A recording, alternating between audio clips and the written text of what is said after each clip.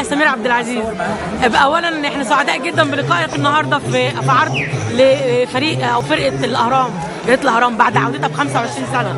تقولي ايه للشباب الفنانين وتقول ايه رايك في العرض؟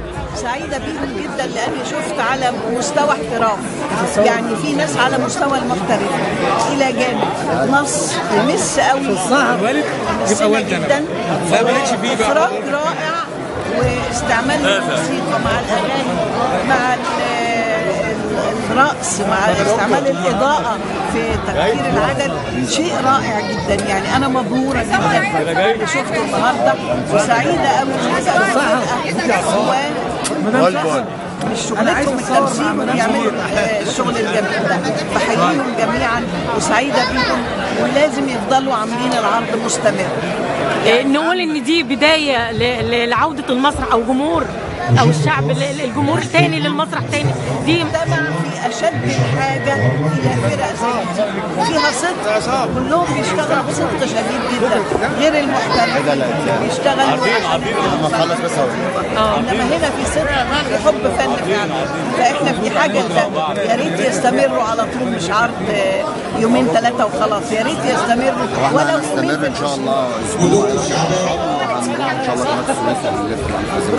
انا عرفت ان انتوا واخدين بطوله الشركات المركز الثاني التميز في الاخراج. هتعرف بحضرتك ابنك؟ اهلا وسهلا اهلا وسهلا اهلا بيك، الف مبروك. انت بقى رايك بعيد بقى كناقد، بعيد عن ان هو ابنك ده مخرج استاذ حسن سعد، يعني غني عن التعريف طبعا. عصام مخرج الزمن القادم يا باشا. والله ده ابنك بقى حتى بدون مجامله والله، بدون مجامله.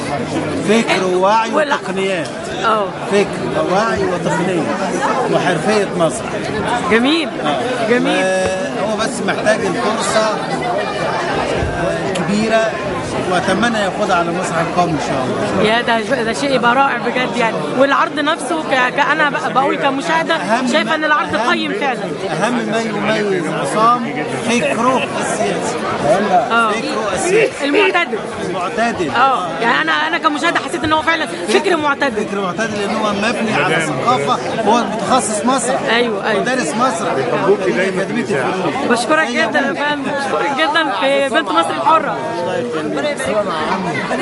فنانتنا الجميله الاستاذه سميره، بنشكرك في بنت مصر الحره ونتمنى دايما تنوري كل مسارح مصر. انا بشكرك جدا وسعيده بالعرض جدا، بقول لهم الف مبروك. الله يبارك فيك، شكرا يا فندم.